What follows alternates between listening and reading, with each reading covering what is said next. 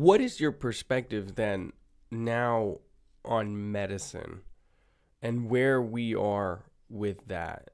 And, I had just mentioned earlier that I had gone to Joe Dispenza's 7-day meditation retreat.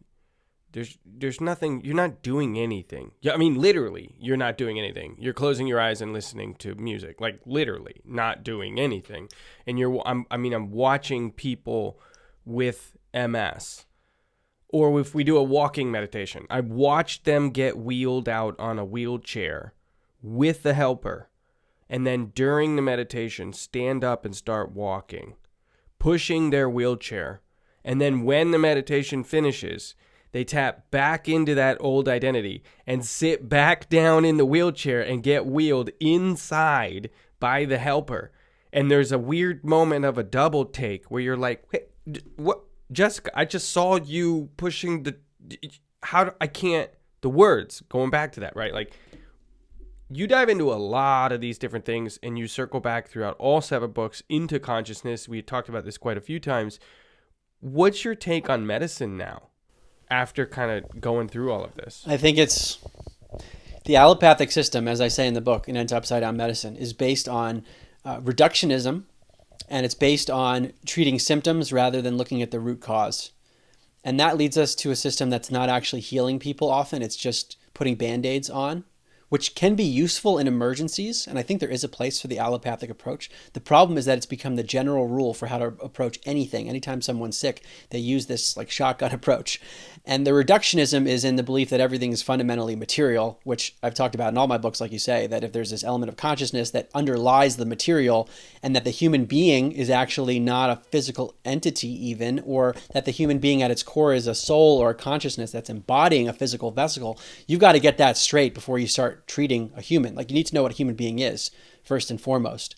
So I think before I get into like these miracles that are super important with consciousness that Joe Dispenza works on, I want to approach the allopathic, some of the more conventional allopathic ideas, which are reductionistic, that it loves to look at germs because it fits the model so well, that there's this invisible enemy that makes you sick. And if we give you this one pill, you can kill the enemy and then you're good. It appeals to the reductionism versus, well, maybe there's many other forces that explain why people get sick. And the germ theory of disease, actually, let me preface this by saying, before I wrote this book on medicine, when I came across the ideas, I was super resistant to it. I'm like, this can't be true. I don't know about it, but I looked into it more and more, and like doctors are out there speaking. I mean, it is not good for your career. Dr. Andrew Kaufman, Dr. Thomas Cowan, Mark and Sam Bailey in New Zealand, and many others who are speaking out. Michael Yeadon, who's a VP at Pfizer, is now asking questions about the virus. Like, some really prominent people asking questions. I said, I've got to look at this. So what is the germ theory of disease? It's the idea that microbes can make you sick. They can launch attacks on healthy tissue, basically. And I want to divide this into 2 categories. The first category is microbes that there really isn't a controversy about their existence versus the one microbe where there is a controversy, which is virus. So the first category, let's say bacteria, fungi, parasites, these are things that will appear in large quantities when a person is sick with symptoms. The question is, do we run into affirming the consequent as a logical fallacy to explain causality? It's like saying that we see firefighters at the scene of a fire, therefore firefighters caused the fire. Is that always true? When we see a quote-unquote infection, there are a lot of bacteria, person's super sick, and we know that bacteria can emit endotoxins, for example. But are the bacteria the root cause of the illness? Or are the bacteria there because they are saprophytic organisms, meaning they help to break down dead and dying tissue, and there's an underlying toxicity in the body, and the bacteria are actually there to help you because you are so toxic? Same thing could be said about fungi and parasites, that they have unique abilities, these different microbes, to symbiotically help you get rid of stuff. That's mind-blowing to think about. And I actually had an interview last night. I want to preempt this because he asked a great question. He goes, interesting stuff, Mark, but like my wife had some chicken and she got salmonella poisoning, so we know it was bacterial. And I said, Well, there were a lot of certain types of bacteria there in the food that you found, but why were the bacteria there? Maybe the food had poison in it. Maybe it was just rancid food and there were a lot of bacteria. And we called it salmonella. And he said, oh, I hadn't thought about it. So we always run into issues of causality with this stuff. And that's why I'm glad we talked about affirming the consequent before. We get stuck in the model. It rained. The bacteria caused disease. The virus exists, so forth. But there are these postulates that you could use and that I think should be used more. I mean, there are many papers that claim to use these postulates, but we can talk about the issues with it. To logically show that a germ causes disease, this should be really simple to exhibit. And they're known as Koch's postulates and then Rivers' postulates. The first one of Koch's postulates is a big problem for bacteria because it says that, again, this is a method of logic to show that a germ causes disease. That the germ should be present only in sick people, but not healthy people. Ooh, that's a big problem for so many bacteria like E. coli, a bunch of others. They do appear in healthy people, so that means there must be some other factor by definition when they appear in large quantities and they co-occur with certain symptoms. But then there are other postulates where basically you introduce this isolated microbe into a healthy person, see if it causes symptoms, and then re-isolate it. You want to demonstrate contagion. And as I talk about in the book, in It's Upside Down Medicine, the way the contagion studies are done is really outrageous because you would think it would be so simple to demonstrate, put a sick person with a bunch of healthy people and make them sick. There are a lot of failed contagion studies with the Spanish flu. We haven't even gotten to viruses. They were coughing in each other's faces. I was going to ask you to specifically talk about that. That's one of the craziest. The people talking about the ways and the manner that they tried to demonstrate that this is contagious is, I am astounded that this is not talked about more. I mean, I can't even believe they found volunteers to do this study. Like, unbelievable. Thank you for bringing that up, because I was specifically going to be like, can you talk about the Spanish flu and what they tried to do to demonstrate some of this stuff? Mind blowing. The most virulent, contagious, killing people microbe of all time was they could not transmit it in a study. Milton Rosenau's study of the Spanish flu, where they were trying to demonstrate contagion and were unable to. They tried every way you could, injecting stuff into people, having sick people cough into healthy people's faces, and no one got sick. But I mean, you would just expect for all these diseases that are supposed to be contagious, that there would be a study where you had some sick organisms and then you put them together with healthy organisms and the healthy ones got sick. We're not even talking about isolating the microbe first. But that's not how it's done. These studies are done by taking unpurified fluids and injecting them into animals, and then the animal comes down with some symptoms, and you're like, we just proved contagion. First of all, we're going to get into this. They don't have purified samples when they're talking about viruses that they're injecting. There's other stuff in there by definition because of the way they run their studies. But they're injecting this stuff into like the brain of an animal or the trachea, and then what do you know? The animal gets sick. I mean, they aren't running controls, at least in the studies that I've seen and the ones that the doctors I've talked to have presented. They're not running controls where they inject water into the animal's brain to see if that does it, or if you inject orange juice or other fluids. Like, there might be something about the act of injecting this stuff in a completely unnatural way, by the way. Like, that's not how COVID was allegedly being transmitted. It's you walk by someone and you could die from COVID because something in the air, it's like that fragile that they're talking about contagion. Why, if it's that contagious, are you injecting these unpurified fluids into animals, and then some of them get sick with somewhat similar symptoms, and you say, look, we proved contagion?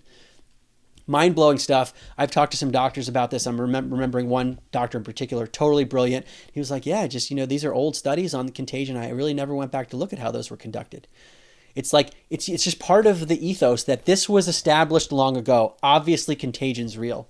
Okay, so I talked about bacteria and these and parasites and fungi as question marks, right? I don't know for sure, but I'm talking to doctors who are like studying this and saying, we haven't seen any evidence that these things cause disease.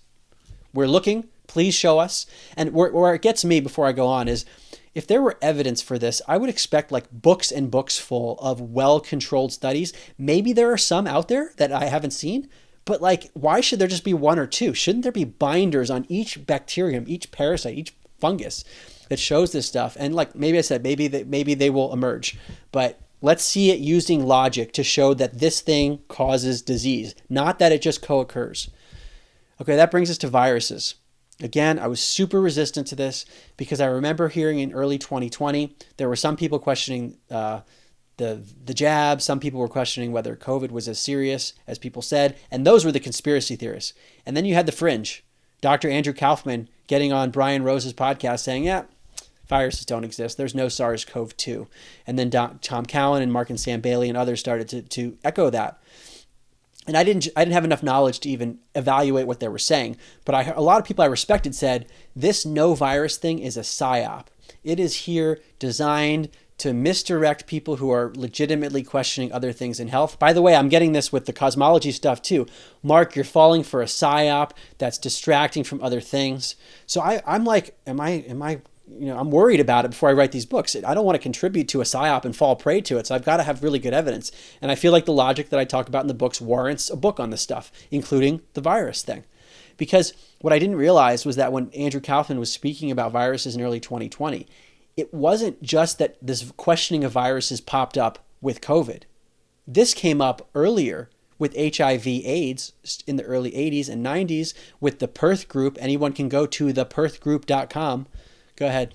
And it's the same leadership and the same hammer that came down. I can't stress that enough. We're talking about the same experts, right? My mother was a nurse during this, and she was one of the few nurses that would still work with patients with HIV and AIDS when this happened, because no one knew how it was contagious. How is it transmitting? They didn't know. It was the end of the world. People, the HIPAA laws were literally made because if it was on your chart, nurses wouldn't treat you. And my mother was one of the few people that were like, I have a Hippocratic oath. I have to do this. Like, I'm gonna work with them anyway, right? People don't even know that, right? Sorry, I cut you off again, but it's the same people. I'm glad you emphasized that Fauci was key in HIV/AIDS, and this was talked about by Kerry Mullis, inventor of the PCR test, Nobel laureate. He wrote about this in his autobiography. RFK Jr. writes about it in the Real Anthony Fauci. And to be super clear, before people get confused, there's no debate that people get sick and die. The question is what causes it. So to question the existence of viruses is not to question all the people that have been sick and have had tragic deaths. So that's not it. We're trying to get to the root cause here so that doesn't happen anymore. It's the opposite of what many people say. It's like you're just denying science. No. We're looking back at the science. So I didn't realize that history existed, that there was a group, the Perth Group, it was small, that was questioning this, and they wrote a book. They wrote a very lengthy paper called HIV, A Virus Like No Other, which is available at theperthgroup.com. Anyone reading that will say, okay, this is a matter of science. Agree with it or not. This isn't just people, conspiracy theorists saying, I don't believe the virus. Like, this is super technical. But then I didn't realize that a virus, as a replication-competent intracellular parasite that's based on genetics, that was not conceived until the early 1950s. So the light bulb went off. We're not that far away. Like, it's possible that maybe they got it wrong because there's a gap in our understanding. And we haven't had that many major viruses that the whole world is focused on. HIV/AIDS was a big one, but that was not that long after the early stuff in the 50s. And then COVID came around. So, okay, I can make a logical argument how they could be so wrong. But it was the 1953 Watson and Crick paper on the double helix structure of DNA was essential. And I learned about this from Stefan Lanka, who was a mainstream virologist, who now speaks publicly about the fact that no virus has ever been isolated. Very outspoken. That was wild when I learned about Stefan Lanka, Lanka. Whoa. Okay, and so he says, in 1953, all of a sudden there was a genetic explanation for why people are getting sick, because prior to that, it was not well understood. They were trying to understand illness. So like Louis Pasteur studying rabies, he sees symptoms and he says there must be some agent that I can't see. It's beyond our technology that's making them sick, that's going from one person to another. And so people were using this term virus, but actually hadn't come up with a model for it beyond, some people called it a poison, like the term eos in Greek meant poison, and that was the root of virus. So the term's been around for a long time, but it wasn't until the early 50s that it had this specific definition. The thing that gets inside your cell and is this parasite. So that takes us to the 1954 study. of actually, one more thing I want to mention is the bacteriophage. This is really essential to the belief in viruses. The bacteriophage is believed to be a virus-like particle that infects bacteria. And in the late 1960s, there was a Nobel Prize awarded for it. So this gave a framework for, okay, we've got genetics, we've got something that's infecting bacteria, maybe there's something that's infecting other host cells of non-bacterial things. Now, if you talk to some people, like the virus questioners, they'll say, actually, bacteriophages exist, but to call them parasites is the wrong thing, is that actually these things do show up, but it's when bacteria are stressed. So they're not actually parasites. But in any event, the bacteriophage plus genetics of Watson and Crick gave a framework for maybe there's this genetic parasite. And then the question becomes, how do we detect it? That takes us to 1954, Enders and Peebles study. Enders was a Nobel Prize winner, so very prominent guy. And the word isolation traditionally means to separate one thing from another. Separate one thing from others.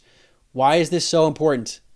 Because in scientific studies, you need an independent variable, meaning you need to have the thing that you're going to introduce into the study to see if it does the thing you think it's going to do. So if you think a virus is going to cause disease or cause cells to break down, you'd want to have just a virus by itself. You wouldn't want to have other things there because maybe those other things are causing cells to break down. You run into affirming the consequent if you don't have an independent variable, because maybe it's not that it rained last night. Maybe there was something else that caused the grass to be wet. So in their study, which is now the gold standard, 1954, they took fluids from a sick person. They were looking at measles. So someone who had these symptoms. And they assumed a virus was in the sample that they took from sick people. And often in these studies, they'll filter those fluids. But it's a sample from a sick person, and they put it into a soup of material called a cell culture.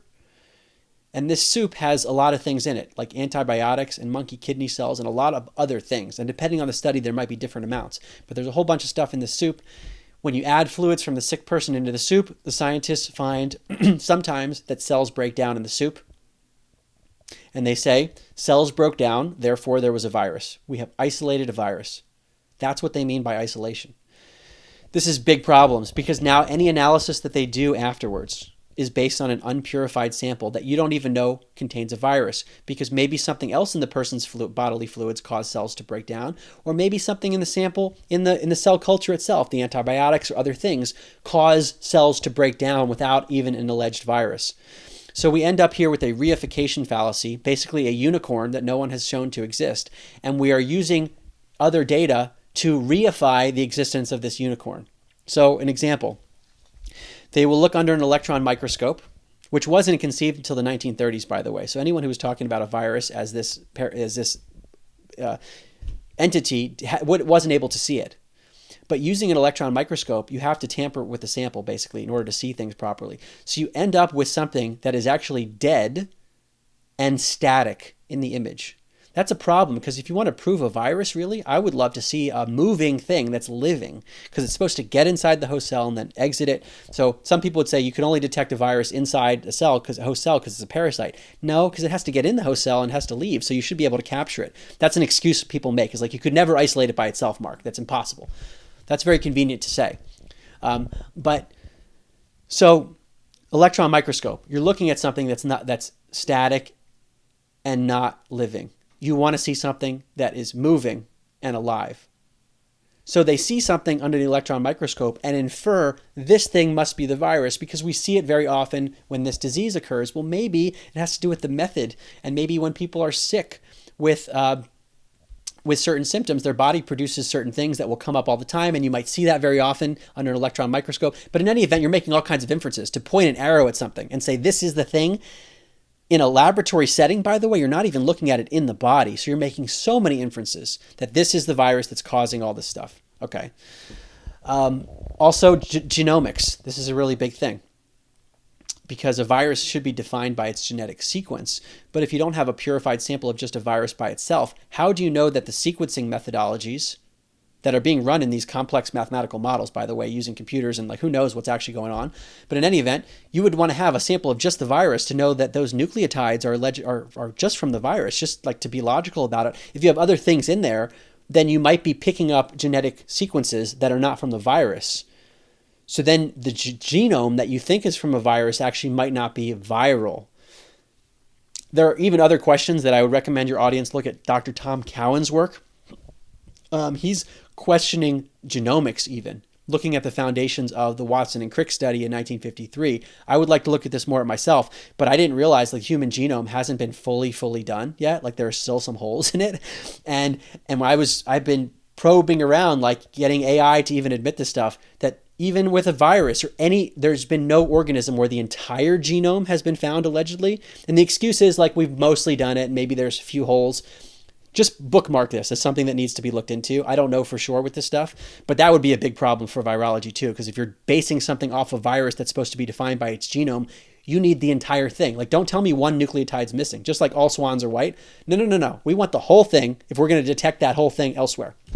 But in any event, even if you did have a whole genome that you could have of an organism, you need to have a purified sample. So anytime the word viral is put in front of something, viral protein, viral antigen, viral antibody, how do you know it's associated with the virus? You don't, ever. So this means if you don't have a virus by itself, meaning you don't have an independent variable, you can't have a proper control done because the control is the absence of the independent variable. And if you don't have an independent variable, how can you even know what control to run? You cannot run the scientific method. Therefore, virology becomes a pseudoscience by definition. It becomes a field that is based on a particle that has not been established using the scientific method. And then that's just identifying the particle itself. The next step is you need to show that it causes disease and goes from one person to the next. So that's where you run into problems with these contagion studies where they have an unpurified sample. They say it's viral, or they say in the vaccine they have viral stuff in it. Well, really, they have an unpurified sample that they're calling viral using the reification fallacy, and then they might inject it into a monkey or something and say we've caused disease. So it ends up as a house of cards. Like a lot of a big house of cards. I think, there's going to be a lot of books, a lot more books written on the last 4 years. What's going on, guys? If you like that clip right there, you will love the full interview. You can check that out right there. I'll see you on the next video. Oh, and subscribe because we got a lot of big things coming up in the near future.